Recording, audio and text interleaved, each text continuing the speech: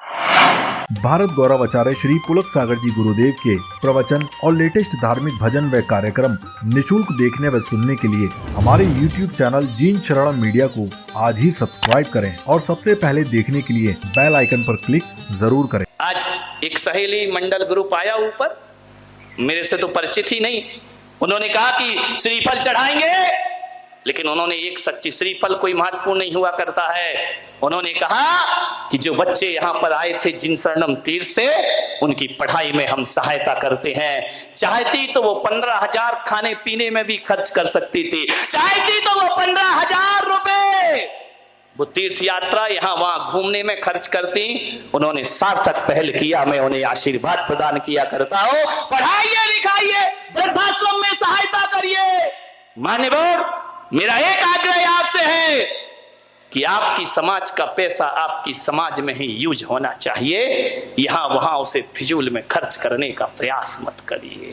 मान्यवर, बनाओ ऐसे संगठन जो आदमी आदमी के काम आ सके। करोड़ों रुपए की बोलियां लेते हैं, बड़ी बड़ी मूर्तियां स्थापित कर देते हैं, लेकिन 4 दिन भी पूजा करने नहीं जाते। उनके पास टाइम ही नहीं है पूजन करने का। मान्यवर, पूजन करिए, भगवान का अभिषेक करिए, तो एक नई समाज का यहां पर निर्माण हो सकता है। आपसे एक ही निवेदन है, समय अपनी सीमा पर है, बातें बहुत कुछ हैं। एक यहां का मुझे मालूम नहीं है, राजस्थान में एक परंपरा है कि जो व्यक्ति 10 उपवास करता है उसका बड़ा जुलूस निकलता है।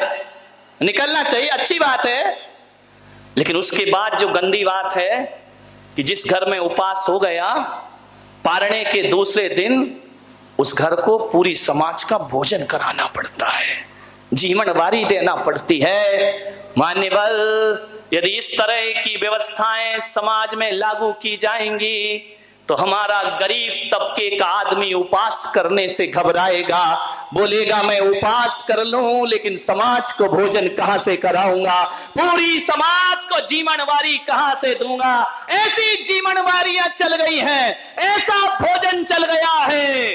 मान्यवर, आप सोचिए, एक गरीब आदमी कहां से वहन करेगा? वो कर्ज लेकर के जीवनवारी कराता है क्योंकि उसने उपवास किया है। ये तप की अनुमोदना है। मैं पुलक सागर कहता हूं, यदि उसका जुलूस निकल रहा है और उसने 10 दिन तपस्या की है, उपवास किया है, तो ये तप की अनुमोदना नहीं होती कि तुम्हें खाना खिलाया जाए। समाज में मृत्यु भोज चलता है, मरने वाला जान से गया, तुम्हें खाने की पड़ी कि लाओ हमको खिलाइए, हमको भोजन कराए। मृत्यु भोज बंद होना चाहिए, रात्रि भोज बंद होना चाहिए। मरे हुए का भी खा जाओगे तुम, जीते का खाओ तो खाओ, मरे हुओं का खाना नहीं छोड़ते हो। कैसे समाज की स्थापना होगी? ये कुरीतियां मिटना चाहिए समाज से। एक महिला ने उपवास किया राजस्थान में, उसने उपवास करने के बाद मेरे पास आई कि मैंने कुछ पैसा जोड़ रखा था, अब मैं उससे समाज की जीवनवारी करूंगी। मैंने कहा पागल हो गई है क्या? बोले मैं गरीब हूं, मेरे पास ज्यादा कुछ नहीं है, लेकिन उपवास की भी भावना मेरे अंदर थी। मान्यवर, ये परंपराएं बंद करिए। उपवास की सही अनुमोदना करना है तो खाने से नहीं की जाती है। यदि कोई उपवास करके जुलूस निकल रहा है तो माला पहना के प्रार्थना करना भगवान से कि अगली साल मुझे भी तपस्या करने का सौभाग्य प्राप्त हो, ऐसी शक्ति मेरे अंदर भी। ये अनुमोदना होती है, एक खाना पीना अनुमोदना होता है, इसको प्रभावना कहते हैं। अरे ऐसी प्रभावना और ऐसी अनुमोदना लगाओगे तो उपवास करने वालों की कमी आ जाएगी समाज में, ध्यान रखिए। अरे वो बेचारा 10 दिन भूखा मरा, 10 दिन खाया नहीं पिया नहीं, तुमको खाने की पड़ी है। बोले क्या? बोले तपस्या की अनुमोदना चल रही। वाह रे जैनियो, क्या व्यवस्थाएं तुमने बना रखी है। तप की अनुमोदना तप से होना चाहिए, चरित्र से होना चाहिए। मान्यवर, ध्यान, ये कोई प्रतिस्पर्धाएं नहीं है। मान्यवर, 10 दिन तक जो उपवास करता है ना, ध्यान रखना, पूरी समाज को मिलकर उसका भैया व्रत तो तुमने किया नहीं, सेवा तो तुमने की नहीं, उसके त्याग की कोई शिक्षा ली नहीं। मान्यवर ध्यान रखिए, सोचना है आपको, एक अच्छी समाज का निर्माण करें। एक संत थे बहुत बड़े, उन्होंने एक धार्मिक ग्रंथ लिखा, इतना बढ़िया ग्रंथ लिखा, 1000 पृष्ठ का ग्रंथ था। लोगों ने कहा कि संत जी आप कहें तो ये ग्रंथ प्रकाशित कर दें। संत ने कहा कर दो तो कर दो। समाज ने पैसा इकट्ठा किया, चंदा इकट्ठा किया, पुस्तक छापने के लिए पुस्तक प्रेस में चली गई। समाज ने 1 लाख रुपया इकट्ठा किया।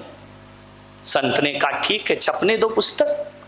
जब पुस्तक छपने को गई तो पता चला गुजरात में भूकंप आ गया, हजारों लोग जमींदोज हो गए।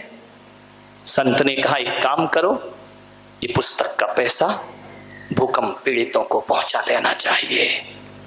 लोगों ने कहा महाराज ये पुस्तक के नाम से पैसा आया है। संत ने कहा पहुंचा दो, कोई दिक्कत की बात नहीं है। वहां पहुंच गया। 1 साल बाद फिर विचार बना कि पुस्तक छपे, 2 लाख रुपए इकट्ठे हुए। पता चला कि उड़ीसा में चक्रवात आ गया है। संत ने कहा ये 2 लाख रुपए उड़ीसा में भेज देना चाहिए। लोगों ने कहा संत जी आपकी पुस्तक कब छपेगी? बोले जाने दो, जो मैं कह रहा हूं करते रहिए। उड़ीसा भेज दिया गया। 3रा साल आया, संत की पुस्तक 3 लाख रुपए इकट्ठे हुए, पुस्तक छपकर आई। संत ने उसमें लिखवाया 3रा संस्करण। 3रा संस्करण पुस्तक का विमोचन हुआ। लोगों ने कहा यह झूठ क्यों लिखा है, ये तो पहला संस्करण है, आप इसमें 3रा संस्करण क्यों लिख रहे हैं? संत ने कहा ये 3रा ही संस्करण है, ये पहला संस्करण नहीं हो सकता है। बोले ऐसा क्यों आपने झूठ लिखा, ये पुस्तक तो पहली बार छपी है। संत ने कहा इसके 2 संस्करण उनके लिए लिखे गए जो बाहर की आंखों से नहीं, हृदय की आंखों से किताबें पढ़ा करते हैं, और 3रा संस्करण उनके लिए लिखा गया जो अपने चर्म चक्षुओं से किताबों को पढ़ा करते हैं। ये मेरा 3रा संस्करण है। मानवीयता आज बिहार में तबाही मची हुई है, उत्तर प्रदेश बाढ़ से ग्रसित है, वो गुजरात बाढ़ से ग्रसित है। अरे होड़ लग जाना चाहिए। आज देश में प्राकृतिक आपदाएं आई हुई हैं, आधी आबादी देश की संकटग्रस्त हो रही है, मटकी फूटी, हजारों लोग एकत्रित हुए। आज उन भाइयों की सहायता को कोई खड़ा नहीं हुआ। ध्यान रखिए, आज ये आपदा यदि आपके शहर में आ जाती तो आप क्या करते? ध्यान रखिए, जब मैंने ये आह्वान पिछली वर्ष किया और आह्वान किया तो 50 ट्रक अनाज वहां पर पीड़ितों को पहुंचा दिया गया। क्या कर रहे हैं आप लोग? बाढ़ बिहार के हालात देखिए।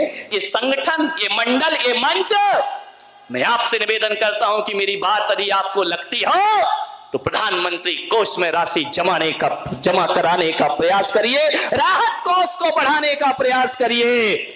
और आज बाढ़ पीड़ितों को आप यहां बड़े ढंग से प्रवचन सुन रहे हैं आनंद के साथ। मान्यवर कुछ नहीं होता, ये कोई धार्मिकता नहीं है।